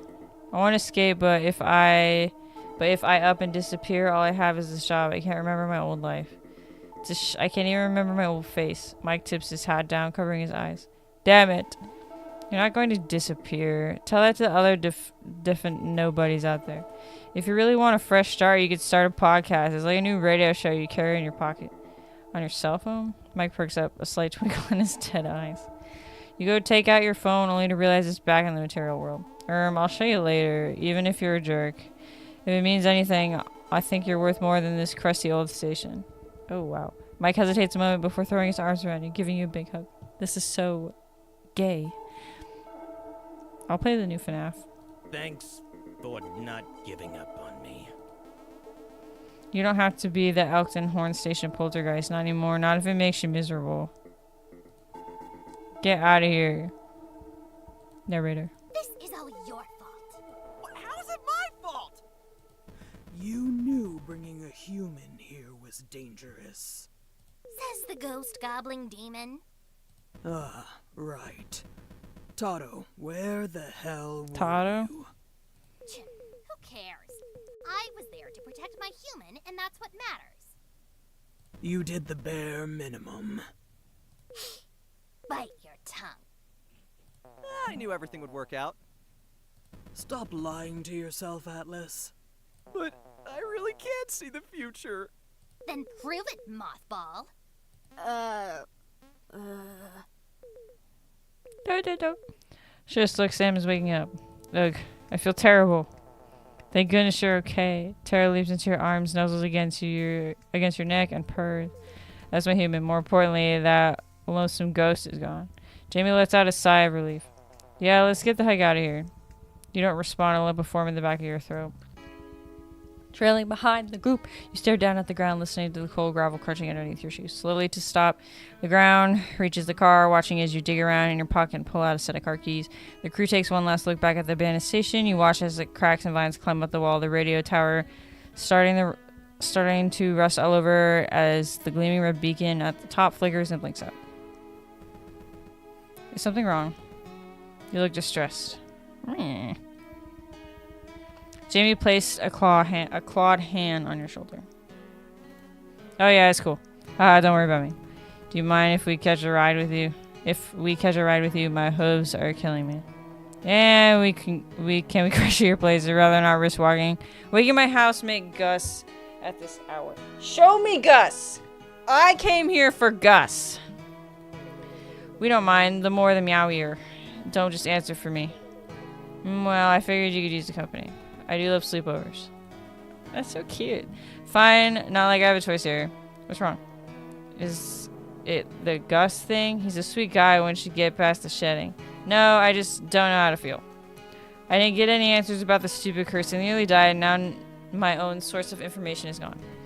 Good information, anyways. Good information, anyway. I'm a great source of information. Every rumor holds a speck of truth. Like eating spiders in your sleep. Alice, that rumor was debunked. I need you to know this. Oh, thank God. For real, though, are you guys okay? I'm great. Tired. I'll be okay. Just really sick of the color green. Boy, I hear ya. But it was kind of cool being the tall one for a second there. You and Jamie exchanged worried glances. Nah, I still prefer you pint-sized. This is why I have to be this pint-sized, because the power I would feel if I was as tall as Jamie. Yeah, let's never do that again. Don't worry, little guy. I'm sure you looked cool. Piling into the car, you flick on the headlights and turn the key, pulling out of the parking lot away from the abandoned radio station. Trailing through the woods, you click on the radio back to 103.1. Your heart sinks as you hear static drowning out the hum of the car engine. The show really is over. 103.1 is nothing but dead air on the radio waves. Take a deep breath. You finally muster up the courage to change the channel, flipping it back to the generic oldie stations. Looking over your shoulder, you see Jamie resting their head against the car window, already dozing off, though one sharp turn could send their horns through the glass. At least Tara looks adorable, all curled up in Jamie's arms. Aww. Your cell phone chimes in the cup holder of the car, and much to your dismay, it's a phone call. The number is a garbled mess of words and numbers. Even the screen is glitched out. Ew, phone calls. No. Yes. Stubbornly, you ignore the call, but the phone doesn't stop chiming. It doesn't even cut to voicemail. The ring continues. The phone is shuddering now. Please pick up the phone. No. The phone quakes, screaming. It's chime now. Accidentally misclick and accept the call. Ugh, fine. The phone is in your grasp. The screen glitches out as the massive green ooze squeezes itself through the dock connector. With a wet splat, the slime ball picks itself up and forms a small glowing orb. What the fuck is this? Hey. Hang up! I'm finally free. Sure, I lost a few limbs, but I'm free. You were seriously camping out on my phone? I thought you died. Bingo. No way am I beefing it yet. I've got a ton of life left in me. How? Tying yourself to a person takes a lot of negative energy, so I figured why not try a smartphone instead? This thing's jam-packed with bad vibes. But you can't just leave. You're outboard radio ghost. Not anymore. You. What? A gout of steam curls from Jamie's jaws, heat rising off the awakening demon, their wild eyes locked on the glowing green orb who squeaks out in fear. Wretched specter, you dare show your face after what you've done. Jamie? Jamie, be cool. Remember what we practiced. Be cool. Hiya, bonehead. Jamie throws their clawed hands forward, lashing at Mike, who bounces around the passenger seat. Punching a ghost while he's down, huh? Typical demon. The ghost darts towards the car, taunting the demon while frantically dodging Jamie's claw swipes. Sam, eyes on the road. I'm trying. I'm going to devour your soul. Watch me out. Yes! Coming up fast, the hulking figure stands wide eyes on the road, staring blankly at the car racing towards them. Atlas frantically grabs at the steering wheel. Ah! The car skids forward, squealing as you slam on the brakes. Crunch. The shock of your harsh brakes hits you. Your sense begins flooding back all at once. With each newly regained sensation, you fear the worst. You expect the smell of smoke filled the car, feeling an airbag smothering your face, or the taste of Tango blood in your mouth. Luckily, none of that's the case.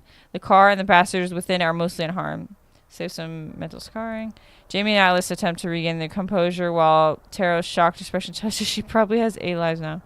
You gaze out the windshield, which dawns a crack across its face. Your vehicle stops in the middle of the road, and before you stand a big, scary dog, Tara squeezes herself under the car seat, cowering. Oh gosh, oh geez. Atlas unbuckles, kicks the side door open, and scrambles out of the car. Is everyone okay? I'm hanging in there. Not you. Not you. Atlas tries swatting Mike away like a pesky mosquito, but the ghost is unfazed as Atlas' fluffy hand passes clean through him. I thought I heard it rain. Dude, I was going to stop playing this at 11, but I can't. The best character just showed up. Ouch. I'm glad you guys are all right. The towering demon emerges from the car and glares down at the glowing green orb. They frown only to let out an exasperated sigh. Our battle will have to wait. Yeah, I'm really looking forward to it. He's kind of cute. Mike flips back into your phone. Please keep that horrible hairy monster away from me. No, not a problem. We'll just apologize, offer this big guy a ride home, and boom, we're in the clear. Let's just bail. Not happening. Psst, everyone knows you can't outrun a werewolf. I wasn't worried about that. The Mothman glances around and picks up the largest stick he could find. Do you have a death wish? What did I say? Oh, nothing. Don't worry, Jamie. I've got the reflexes of a housefly. Idiotic. Okay, Mothman. Alice turns away from Jamie immediately. He gets spoken. They heave you a bottle of fur with a stick. Okay. Hey, buddy, are you right down there? I'm just gonna stand over here, away from whatever you're doing. Moonlight pours through the thick tree line. A silvery light casts over the large beast fallen in the dirt. As Atlas pokes the beast, he begins to stir, his thick claws scraping through the earth with flexing muscles. The werewolf picks himself off the ground, rips a stick out of Atlas's grasp, and snaps it in half. Yay! I've been waiting for this all night, playing this stream for like 2 hours for this. Right there. Worth it. Oh, almost 2 hours. Wait. Hit me with your car. Oopsie. The werewolf roars, his voice is jumbled snarl mixed with the bellow of a man. Perhaps. The werewolf is howling mad. I don't want to fight him. Holy shit. Arching his back, the werewolf winces as his nose snaps back into place, regaining 12 HP. I have to fight him? I don't want to fight him. He's a cutie patootie. Look, he's got cowboy pillows. Okay. Atlas, you do something. Let's, lore dump him. Fuck yeah. The action is cut short by the wolfman's roars. It's not a full moon. Alice stammers, his feathers standing on end. You're supposed to babysit. The wolfman roars, his wild eyes glaring down at the little Mothman. Remember? Wait, August? June's fast asleep, and you're nowhere to be found. Dilf werewolf? August paced back and forth, eyeing the Mothman like a beast. Dilf werewolf? Ginger werewolf with mustache. Yes, he's a Dilf werewolf. I like him. When I follow my nose, I find you're out here partying with your friends. You know him? Yes, this is August, my favorite housemate and best friend. Who would never maul me over a scheduling slip up, right? Housemate, you're best. Hey. Jamie bristles with anger, the flames atop their head shooting off sparks. I know you didn't mean that. Hey, let's all just pump the brakes. Unlike when you hit me with your car. This is a good thumbnail right here. All right, cool. Sam gets back up. 1 HP. Sam takes negative 12 emotional damage. That's another screenshot. This game just got... It was boring at first, but now I'm entertained. Don't take this out on Sam. You're the one standing in the middle of the road. Grower. See? This is the problem. I try to have an honest dialogue, and you yell at me. You're a slacker. You never do what you're told, and the one time I asked you to sit your ass down for the evening, you leave. Yeah, once Hazel got home from work. August looks like he's about to explode. I baked macaroni casserole like you asked. Did you turn off the oven?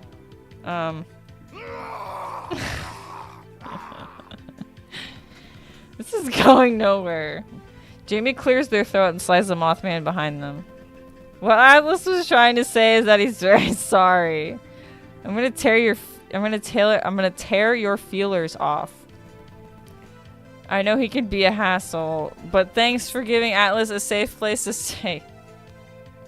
Yeah, I just noticed the werewolf does have a mustache. Jamie places a gentle hand onto the werewolf's shoulder. Tearing his arm away, August snaps at Jamie, trying to bite them as they yank their hand back. Don't bite me. If you're so close, why doesn't he follow you? If you're so close, why doesn't he follow you home? I live in a bad part of town. The abandoned mine. The Weeping Catacombs, actually. Yeesh. How's rent? Rough.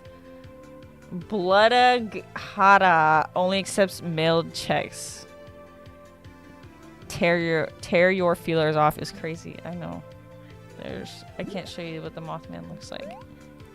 What is happening? I wasn't out partying, Gus. We were searching for clues. Gus or August? Oh wait, I'm dumb. We were searching for clues relating to Sam's curse. Who? The werewolf grunts. His amber eyes drift down before resting on you. He stares at you now. You don't look cursed. It's like a feeling of unease. Something terrible is gonna happen to me and I can't stop it. I don't even know what it is yet.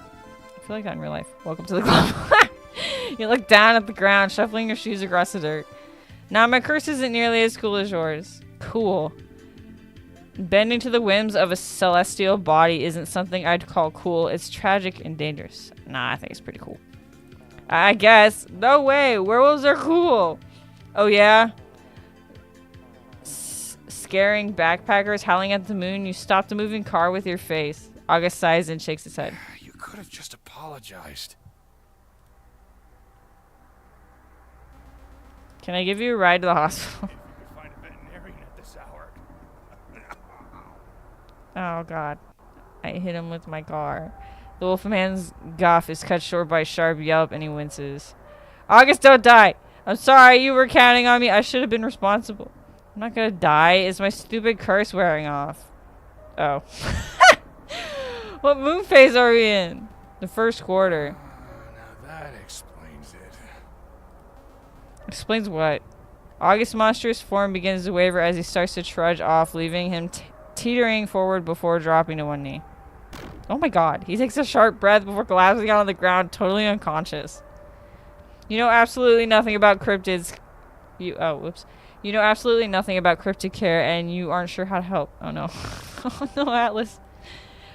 Should we take her to the hospital? Does Long Hope have a hospital? They have gas station sushi, so they have to have a hospital, right? You want nothing but a faceplant into your bed and never speak of this again. Well. While your losers are busy fighting, I called emergency services. Some cab from Hocus Health Center and Potion should be here any minute.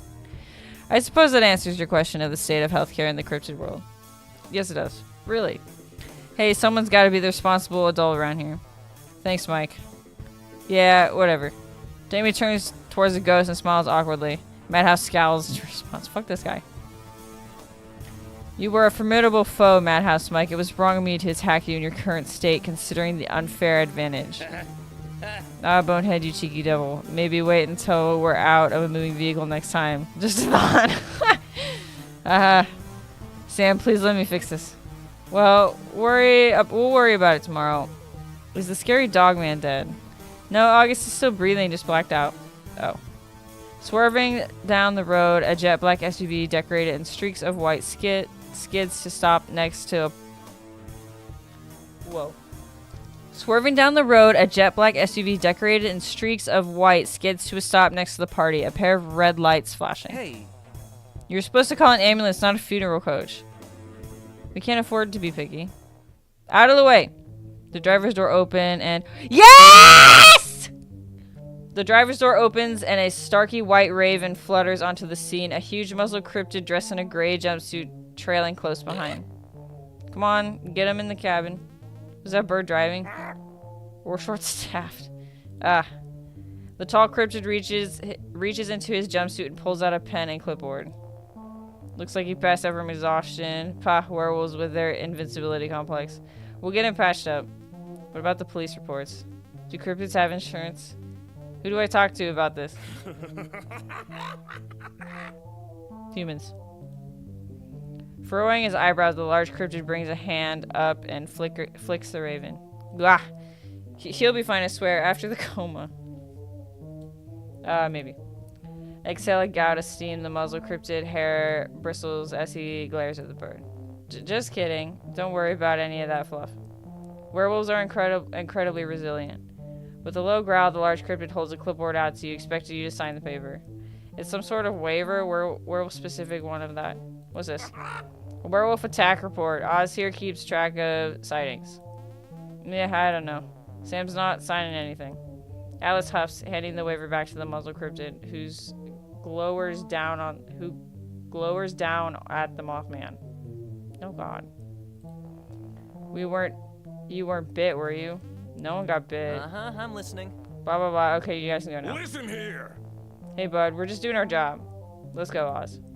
With a nod and a flit of its wings, the raven swoops back to the ambulance. Scooping August unconscious form off the ground, Oz carries him away to the midnight cab. Come back, Oz! Maybe one of us should have stayed with August? Alice watches as the SUV roars to life and veers away. You okay to drive? No, totally. Let me just rest my eyes. Standing up. We should get her home. In a blink, you're being carried to the back seat of your car by Jamie. With another, you're on the road as Atlas snoozes in the passenger seat and Jamie drives quietly. Jamie can drive. Nodding off in the back seat, you hold Taro in your arms and blink awake as you see the car slow to stop in the parking lot. You stifle a yawn and carry your cat up the stairs, leading 3 cryptids into the suite. Wait, how did Jamie know where we live? Before fully succumbing to the sleep, you look over the side of the bed. Atlas is on the floor of your bedside, resting on a couch cushion mattress and a throw blanket. The lights flicker off, and you catch a glimpse of Jamie quietly closing your bedroom door. What's happening? What's happening? Lying on the bed of your childhood home, you grip the Polaroid camera in your hands. Tonight, you're finally going to catch the monsters on tape. You scoot towards the window and peek through the blinds, angling your flashlight through the glass. The backyard is empty. Not even your neighbor's cat is outside yelling at the fence. With a sigh, you lower your camera and close your eyes. What the fuck? Maybe it was all a dream. You snap awake at the sound of a knocking against your window, leaving you scrambling for your camera. Oh my gosh. Knock, knock. You fumble with the camera and yank the window blinds open, a pair of massive red eyes gazing back at you. You've never seen anything like this before. Now you have the chance. Now you have seize this once in a lifetime opportunity. Absolutely, yes. Flash. I don't want to flash. You take the photo, leaving the creature squealing and tumbling from the window, blinded by the flash. Success! You silently fist bump the air and peer through the window, trying to see where the creature had gone. Sliding the window open, you hear a squeaky voice coming from the bushes below. Ow! Why would you do that? You can talk? Yeah, I can talk. I'm not some sort of boogeyman. Why were you peeking through my window? You left your lights on. Are you scared of the dark or something? No way. The strange creature splays his wings and flutters back up to your window, resting against the windowsill. You should be more careful. Resting in the lamplight is a short, scruffy creature with inky feathers and a pair of antennae. He's wearing a loose t-shirt and goggles. One of his knees is all bandaged up. What the fuck? What are you? I'm Atlas. That's a silly name. Oh yeah? What's your name? Sam. Well, Sam. You're a weirdo. This is a canon sentence. You're a talking bug. Unless you hadn't noticed, I'm a moth, not a bug. Ugh. Is that why you keep knocking on my window? Yeah. Sorry about that. Moth vision. Maybe keep the lights off next time? You never know what it might attract. Like what? Cryptids like me? Click. Alice perks up. His feelers flicker to one side as his gaze shifts. Glancing over your shoulder, he blinks. Look, I've got to go. Hearing footsteps creaking towards your room, you look towards the door. Alice? You glance back at the window to find the Mothman is gone. A low growl rumbles from the hallway. The door to your room creaks open as the sound of footsteps are replaced with a dragging, scraping noise, huh? So looking into your room is the outline of your mother's shadow, but instead of flickering on the lights and scolding you for staying up past your bedtime, she lets out a wheeze and twisted jumble of words leaving her mouth. Lights out. Mom? You clutch to the camera in your shaking hands and angle it up towards the shambling creature. The shadowy creature takes on a different, more nightmarish shape. A dozen blue eyes peeling open from its flesh. The shadowy creature growls and... I can't save? Oh god. And squeaks, trying to make out words you can't possibly understand. You've never seen anything like this before. Now's your chance. Yes, I don't wanna. I'm scared. I'm scared? Mom? You clutch the camera in your hand, shaking, angling it up towards the shambling creature. You can't take the photo. Your mind is splintering. You can't think or move. With one last breath, you slump to one side and your vision snaps black. What? Mama! I'm sorry. You're woken by the sharp yowl of Taro, who's staring you down with a scowl. Oh, for goodness sakes, Taro. You were thrashing around in your sleep and nearly kicked me off the bed. I had an awful dream. And Atlas was in it. Eesh, that does sound awful. Are nightmares common things with you? Not since I moved out. You're exhausted and more than grumpy this morning. Well, I'm glad you're awake. Tara brings a pot at her chin and thinks for a moment. You can describe your dream while you fix me breakfast. You sure? It's a doozy. Rolling out of bed, you nearly step on Atlas, who's still asleep on the floor. Wake him up. Let the lad sleep. Tara slowly floats towards the sleeping Atlas and bears her fangs a twinkle in her eye. Let's pluck him. What the fuck? Let's not. You tiptoe around the Mothman and go about your usual morning routine, showering, getting dressed, all without waking up Atlas, somehow. So about the dream you had. You describe the nightmare to a little phantom cat as you pour yourself a bowl of cereal. That is bad. Nightmares are supposed to be about giant vacuums or eating dry cat food. Dry cat food. Yes, brainless stuff. Nothing too scary. You need something to ward off these bad dreams. Yeah, with healthy diet and regular sleep schedule, I get it. Maybe I'm just stressed. Oh, silly. It sounds like your dreams are being invaded by an otherworldly force. Tara's gaze trails down and rests on your cell phone laying on the counter. You think Madhouse is causing this? Perhaps. You type your phone and the screen flickers green. Hey, I'm a little helpless ghosty guy. See? Suspicious. That's just my voice. If you're so sure, why were you sneaking around last night? That was you digging around the pantry. I'm incorporeal. You think a plastic container can keep me out? That explains my food budget. Are you sure this cat's a ghost? Because last I checked, ghosts don't eat. Have you ever tried? Plenty of times, but the pizza delivery guy never got past the barbed wire. Almost like they'd get myrtleated. Mike and Taro glare at each other. What are they doing?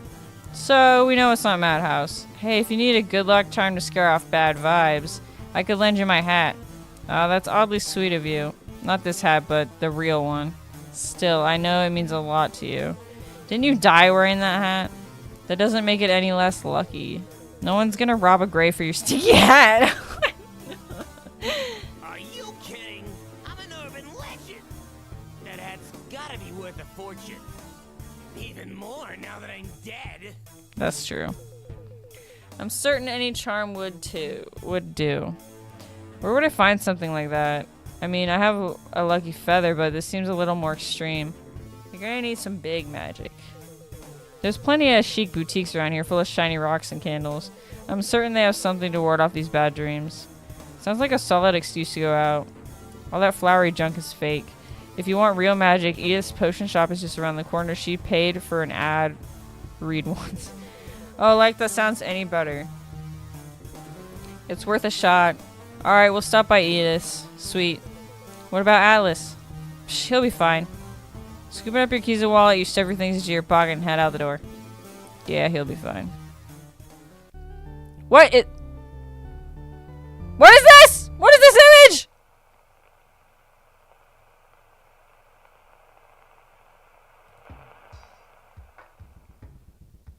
Okay. I'm disturbed. We have to stop here because it is very late and I have to work early in the morning. Yes. Main menu. Yes. Alright. So that was Cryptid Crush. I played so much and got to see the werewolves for 2 seconds. So I actually like this game a lot and I want to play a lot more of it. If I get to date them. But anyways, if you enjoyed the video, please leave a like, a comment, subscribe. If you watch this whole thing, or have watched this whole thing, you get a sticker. Anyway, see y'all in the next video.